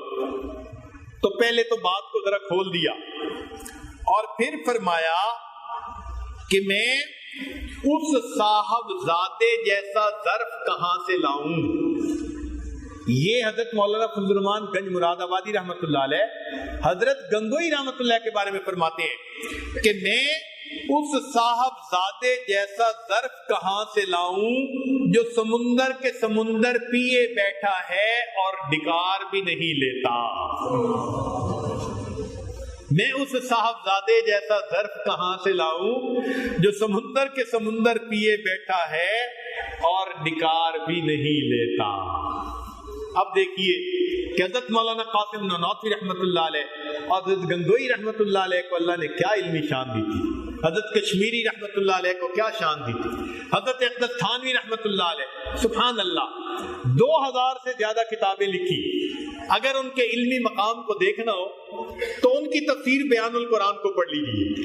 کہتے ہیں کہ حضرت کشمیری رحمۃ اللہ علیہ طلباء کو اردو تفاسیر پڑھنے سے منع فرماتے تھے کہ بھئی تمہاری استعداد نہیں بڑھے گی اگر اردو کی تفاسیر پڑھتے رہو گے، عربی کی تفاسیر پڑھا کرو.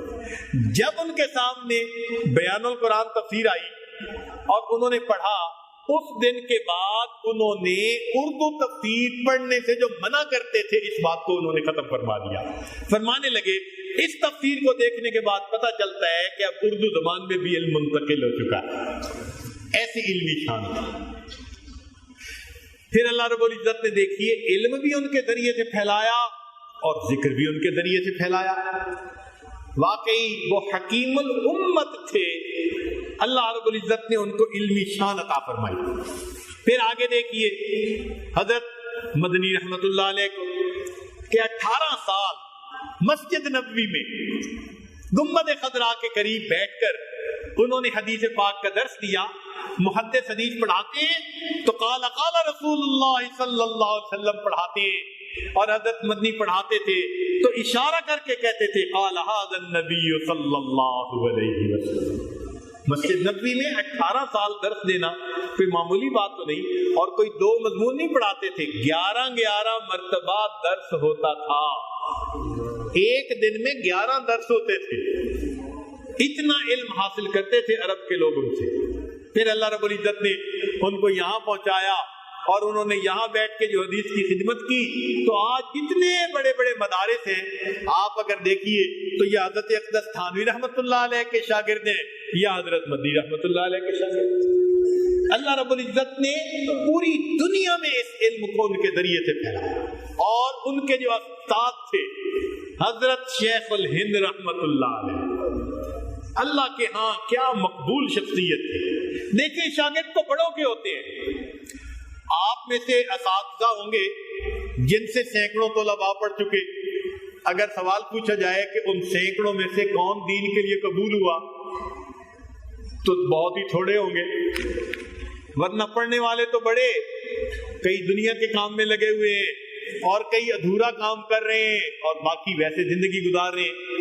حضرت شیخ الہند رحمت اللہ علیہ کو اللہ رب العزت نے یہ مقام دیا تھا کہ جس شخص نے ان سے علم پڑھا ایک شاگرد بھی آپ ایسا نہیں دکھا سکتے جس نے دین کا کام نہ کیا ہو، ایک شاگرد بھی ایسا نہیں ہے۔ یہ قبولیت ہوتی ہے اللہ کے ہاں کہ ان کی شاگردی میں جتنے طلباء نکلے سب کے سب دین کا کام کرنے والے۔ یہ کیا وجہ تھی؟ یہ اللہ رب العزت کے ان کے اوپر رحمت تھی، ان کا اخلاص تھا۔ وہ حضرت شیخ الہند رحمت اللہ علیہ، ان کی عاجزی کے واقعات وہ آپ ان کے حالات زندگی میں پڑھتے ہی رہتے ہیں۔ ہاں ایک بات بتاتا ہوں کہ ان کو بھی اپنی قبولیت کی کتنی فکر لگی رہتی تھی، ذرا توجہ فرمائیے۔ استقامت اتنی تھی، جب حضرت شیخ الہند رحمت اللہ علیہ کی وفات ہوئی تو حضرت مدنی رحمت اللہ علیہ کلکتہ گئے ہوئے تھے۔ وہاں سے ان کو خبر ملی اور وہ اپنے شیخ کی نماز جنازہ میں شرکت کے لیے واپس تشریف لائے۔ جب جنازہ ادا ہو گیا تو جو غسل دینے والا تھا اس نے پوچھا کہ جی میں نے شیخ الہند رحمت اللہ علیہ کی کمر کے اوپر نشانات دیکھے، وہ نشان عام نہیں ہوتے، پتہ نہیں یہ کیسے نشان تھے، ذرا پتہ کریں۔ گھر والوں سے پتہ کیا تو گھر والوں کو بھی پتہ نہیں تھا کہ حضرت کی عادت تھی کہ گھر میں بھی ہمیشہ بنیان پہنے رہا کرتے تھے۔ اب حیرانی اور بڑھ گئی تو کسی نے حضرت مدنی رحمت اللہ علیہ سے پوچھا کہ حضرت آپ کو معلوم کہ شیخ الہند رحمت اللہ علیہ کی پشت پر یہ نشان کیسے؟ تو حضرت مدنی رحمت اللہ کی آنکھوں میں آنسو آ گئے، فرمانے لگے یہ میرے شیخ کا راز تھا اور انہوں نے مجھے فرمایا ہوا تھا کہ میری زندگی میں تم نے کسی کو نہیں بتانا، اور میں نے آج تک نہیں بتایا۔ اب چونکہ وفات پا چکے اس لیے اب میں یہ بتاتا ہوں کہ جب ہم مالٹا میں قید تھے اس وقت فرنگی نے ایک مرتبہ شیخ الہند رحمت اللہ علیہ کو بلایا اور فرمایا کہ تم یہ کہو کہ تم ہمارے ساتھ ہو۔ حضرت نے فرمایا میں نہیں کہہ سکتا، تو اس نے انگارے گرم کروائے، آگ جلوائی اور کہا کہ تمہیں ان انگاروں پر لٹاؤں گا، ان انگاروں پر لٹاؤں گا۔ حضرت نے فرمایا میں نہیں کہہ سکتا، انگاروں پر لٹایا گیا، پیچھے زخم ہوئے، بدن جلا، یہ وہ زخموں کے نشان ہیں۔ اور جب اس سزا دینے کے بعد حضرت کمرے میں آئے تو رات کو سویا نہیں جا رہا تھا، بیٹھے تھے، ہم شاگرد تھے، ہم سے حضرت کی یہ تکلیف برداشت نہیں ہوتی تھی، تو ہم نے اس وقت عرض کیا کہ حضرت آخر امام محمد رحمت اللہ علیہ نے کتاب الحیل لکھی، حیلہ ہے نا شریعت کے اندر جائز، اپنی جان بچانے کے لیے تو انسان کچھ نہ کچھ کر سکتا ہے، آپ کوئی دو معنی لفظ بول دیں کہ جس سے جان بھی چھوٹ جائے اور یہ ظالم ہٹ بھی جائے، جان بچانے کے لیے تو اجازت ہوگی۔ فرمانے لگے جب میں نے یہ الفاظ کہے تو حضرت شیخ الہند رحمت اللہ علیہ نے فرمایا مدنی کیا سمجھتے ہو، میں روحانی بیٹا ہوں حضرت بلال کا، میں روحانی بیٹا ہوں حضرت خبیب کا، میں روحانی بیٹا ہوں امام مالک رحمت اللہ علیہ کا، میں روحانی فرزند ہوں امام اعظم رحمت اللہ علیہ کا، میں روحانی بیٹا ہوں شاہ ولی اللہ محدث دہلوی رحمت اللہ علیہ کا۔ حسین احمد یہ میرے جسم سے جان نکال سکتے ہیں، یہ میرے دل سے ایمان کو نہیں نکال سکتے۔ ایسی اللہ نے ان کو استقامت عطا فرمائی تھی۔ وہ حضرت شیخ الہند رحمت اللہ علیہ، ان کی اب بات سن لیجئے کہ ایک مرتبہ وہاں کے جو افسران تھے انہوں نے فیصلہ کیا ان کو پھانسی دو، قصہ سمیٹو۔ جب حضرت کو پھانسی کی خبر ملی تو حضرت کی آنکھوں میں آنسو، بہت رو رہے ہیں، زارو قطار رو رہے ہیں۔ شاگرد حیران ہیں کہ حضرت اس موقع پہ تو خوش ہونا چاہیے تھا، پھانسی لٹکا دیں گے، جان چھوٹ جائے گی، مقصد زندگی پورا ہو جائے گا، مگر ہم دیکھ رہے تھے کہ شیخ الہند رحمت اللہ علیہ کے چہرے پہ خوف ہے اور زارو قطار آنسو گر رہے ہیں۔ تو پھر ہم دو تین شاگرد قریب ہوئے، ہم نے کہا حضرت یہ پھانسی کی خبر تو خوشی کی خبر ہے، آپ کیوں گھبرا رہے ہیں، کیوں رو رہے ہیں؟ فرمانے لگے حضرت نے آنکھ اٹھا کر دیکھا، آنکھوں میں سے آنسو ٹپکے، फरमाने लगे हुसैन अहमद मैं मौत से नहीं डर रहा, मुझे अल्लाह की शान बेनियाज़ी रुला रही है। वो कभी कभी बंदे की जान भी ले लिया करता है और कबूल भी नहीं किया करता। मैं इस पे रो रहा हूँ कि कहीं मेरे साथ ऐसा ना हो कि जान भी ले ले और कबूल भी न करे। उनको अल्लाह की शान बेनियाज़ी रुलाती थी, और वाकई जिसको पता हो कि वो कितनी बेनियाज़ बात है, वो हमेशा रोता है, हमेशा अल्लाह से मांगता है। यही वजह तो थी सिद्दीक़ अकबर रोया करते थे, आयशा सिद्दीक़ रात को रोया करती थी, उमर इब्न खत्ताब रोया करते थे, हज़रत अली रोया करते थे। उन सब हज़रात को अल्लाह की शान बेनियाज़ी रुलाया करती थी। वो डरते थे कि पता नहीं अंजाम आखिर में हमारे साथ क्या होगा। करते भी थे और डरते भी थे। क्या क्या न अपने ज़ुहदो इताअत पे नाज था, बस दम निकल गया जो सुना बेनियाज है। अगर बंदे को ये यकीन हो जाए कि वो ज़ात बेनियाज है, कोई अपनी इल्मियत पे फख्र नहीं कर सकता, कोई अपने आप को बड़ा नहीं समझ सकता, इसलिए कि बेनियाज ज़ात के साथ मामला है। हमारी इबादतें क्या है, हमारी जो है वो हमारी इल्मी कोशिशें क्या है। हजरत अब्दुल्लाह इब्न मुबारक रहमतुल्लाह अलैह हदीस का दर्स देते थे। एक वक्त में किताबों में लिखा है 40,000 तलबा उनसे हदीस मुबारक पढ़ा करते थे एक वक्त में। शेख हदीस मौलाना ज़करिया रहमतुल्लाह अलैह ने लिखा कि उनके हदीस सुनकर जो आगे मुकब्बिर थे उनकी तादाद 1100 होती थी। मुकब्बिर 1100 थे तो मजमा कितना होगा? 50-50 हजार आदमियों का मजमा एक वक्त में हदीस पढ़ने लगा है। उनके बारे में आता है जब आखिरी वक्त आया, शागिर्दों को फरमाया मुझे चारपाई से उठा के जमीन पे लिटा दो। शागिर्दों ने हुक्म की तामील की, मगर उनकी चीख निकल गई। क्यों? कि अब्दुल्लाह इब्न मुबारक रहमतुल्लाह अलैह अपने रुखसार को जमीन से रगड़ने लगे और अपनी दाढ़ी को पकड़ के कहने लगे, अल्लाह अब्दुल्ला के बुढ़ापे पर रहम फरमा। नहीं कहा मैं मुहद्दिस हूँ, नहीं कहा मैं बड़ा उस्ताद हूँ, नहीं कहा मैंने हजारों की जिंदगी बदली, कोई अमल अल्लाह के सामने पेश नहीं किया। वो जानते थे अमल पेश नहीं कर सकते, अमल पेश नहीं कर सकते। क्या किया? बस अपनी दाढ़ी को पकड़ा, अपने सफेद बालों को पेश किया, अल्लाह अब्दुल्ला के बुढ़ापे पर रहम फरमाई। हमारे अकाबिर को अल्लाह की शान बेनियाज़ी रुलाया करती थी। हमें भी चाहिए जो कुछ हम यहाँ कर रहे हैं बस अल्लाह से कबूलियत की दुआ मांगे कि मेरे मालिक हमारे बड़ों को भी आपने कबूल किया।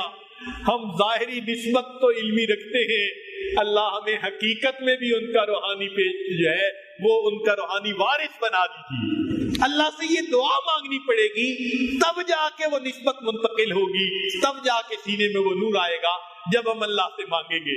उसकी शान बेनियाज़ी अजीब है। अमल करने वाले गरूर नहीं कर सकते और बेअमल मायूस भी नहीं हो सकते। ये भी अजीब बात है कि जब मामला कबूलियत का है तो फिर अल्लाह के सामने मांगे, आज ही करें कि अल्लाह आम जैसे भी हैं बस आप कबूल फरमा लीजिए। मामला तो कबूलियत के ऊपर है। चुनाचे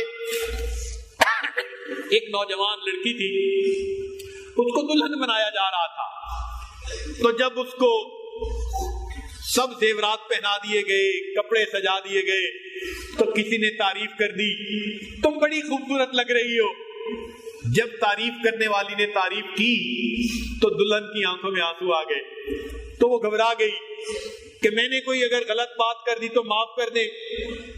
तो दुल्हन ने कहा कि नहीं, तुम इतना मेरे हुस्न की तारीफें कर रही थी, मेरे दिल में ये ख्याल आ गया कि जिस खामिद के लिए तुम मुझे तैयार कर रही हो, तुम तो इतनी तारीफें कर रही हो कि मैं खूबसूरत लग रही हूँ, अगर मैं उसके पास पहुंची और उसे पसंद ना आई तो तुम्हारी तारीफें मेरे किस काम की।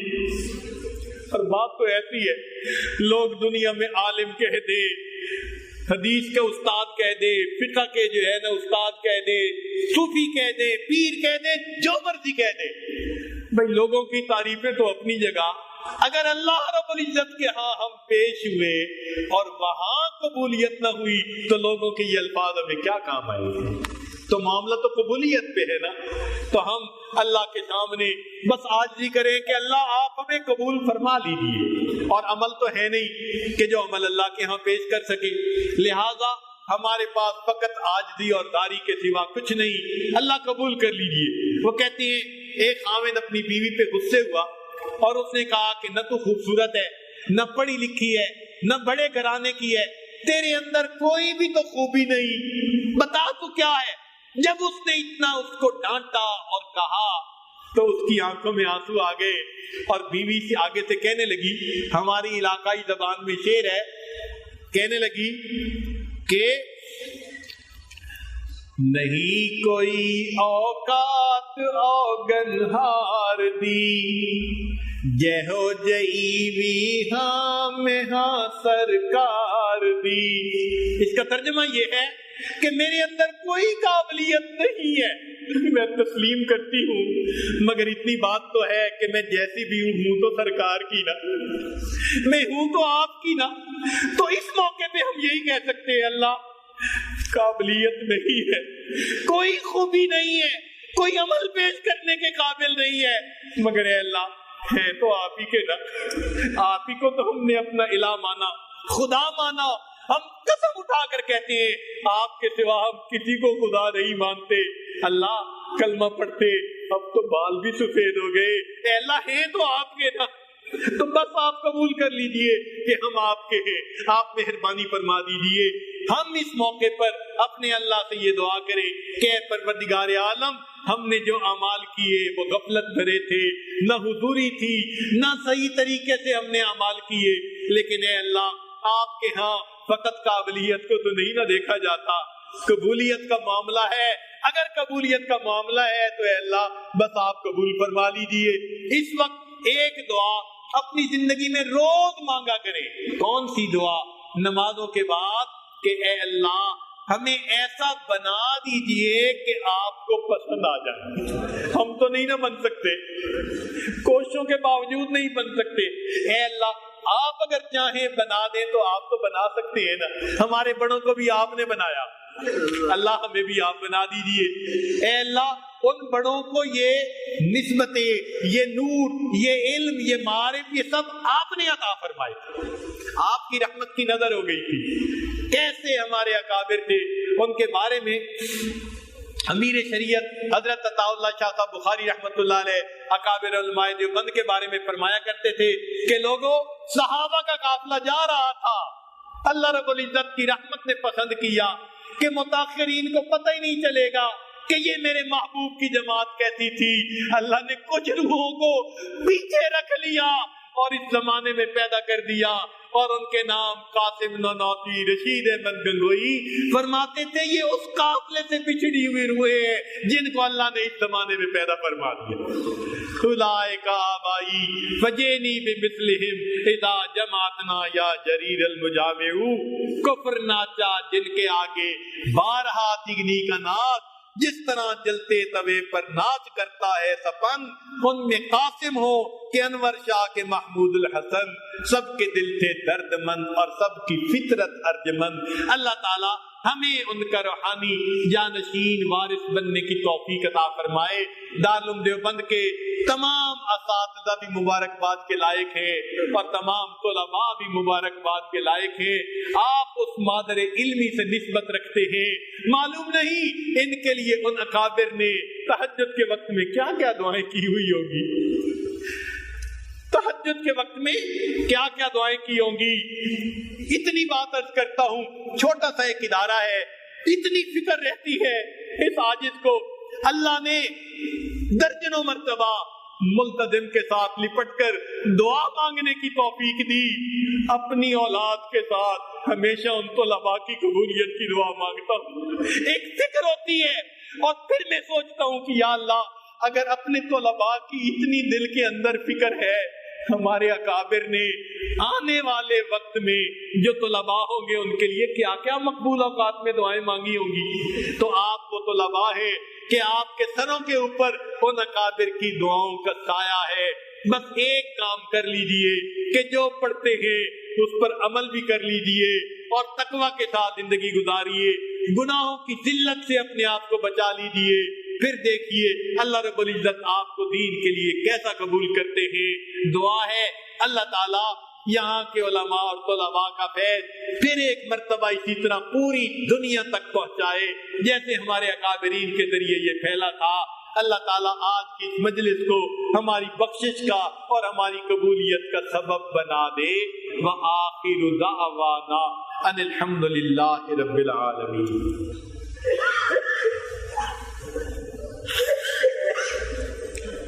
دعا کے لیے سب حضرات ہاتھ اٹھا لیجئے, متوجہ ہو جائیے اللہ کی طرف.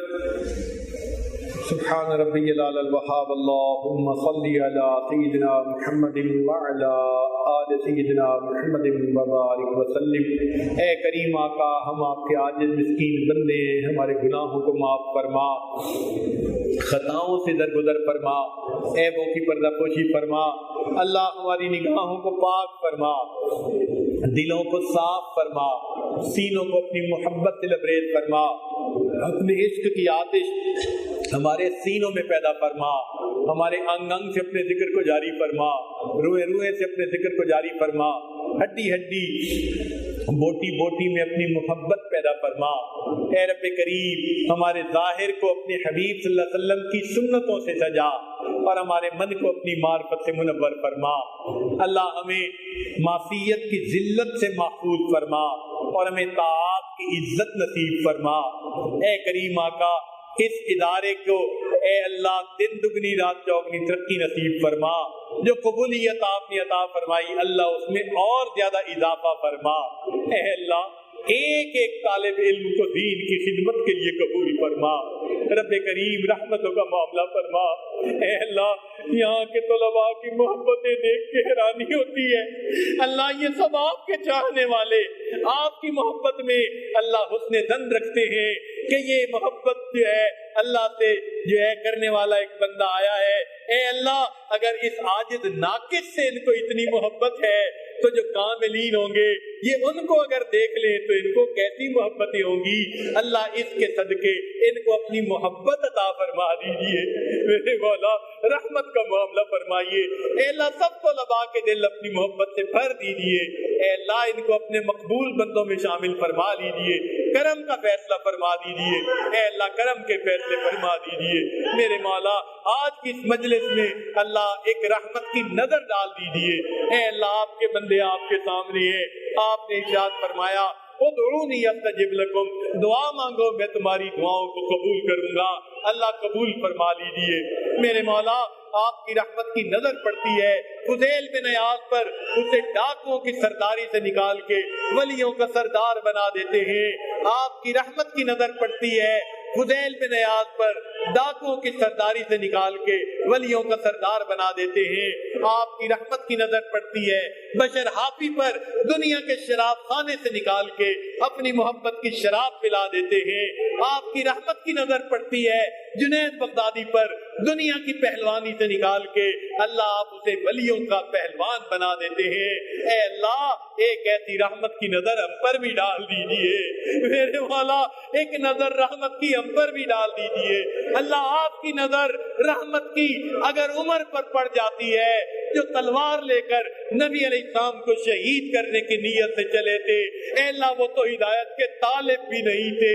آپ کی رحمت کی نظر پڑتی ہے آپ اس کو فاروق اعظم بنا دیتے ہیں. اے اللہ ایک محبت کی نظر ہم پر بھی ڈال دیجئے. اللہ ہم پر بھی ڈال دیجئے, ہم عاجز مسکینوں پر بھی ڈال دیجئے. اللہ ہمیں بھی قبول فرما لیجئے. اللہ قبول فرما لیجئے.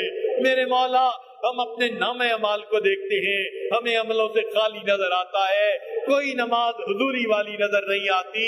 اللہ کوئی دن گناہوں کے بغیر نظر نہیں آتا. میرے مولا ہمارے پاس اتنی فریاد ہے, اللہ آپ رحمت فرما دیجئے. اللہ آئندہ نیکوکاری کی زندگی عطا فرمائیے. परहेजगारी की जिंदगी अता फरमाइए, तकवा की जिंदगी अता फरमाइए। अल्लाह अपने मकबूल बंदों में शामिल फरमा लीजिए। मेरे मौला हम पर रहमत की नजर फरमा दीजिए। आज की इस मजलिस में अल्लाह हमें कबूल फरमा लीजिए।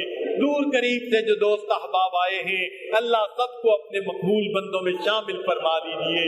रब्बना तक़ब्बल मिन्ना इन्नका अंतस समीउल अलीम तुब अलैना इन्नका अंतत तव्वाबुर रहीम। अल्लाह जिन बच्चे बच्चियों का निकाह हुआ मजलिस से पहले, ऐ अल्लाह उनको भी कामयाब खुशियों भरी जिंदगी अता फरमाइए।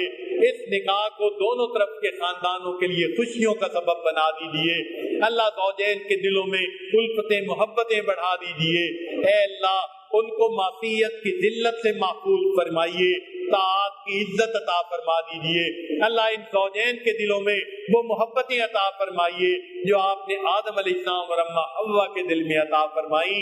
अल्लाह वो मोहब्बतें अता फरमाइए जो आपने इब्राहीम अलैहिस्सलाम और अम्मा हाजरा के दिल में अता फरमाई।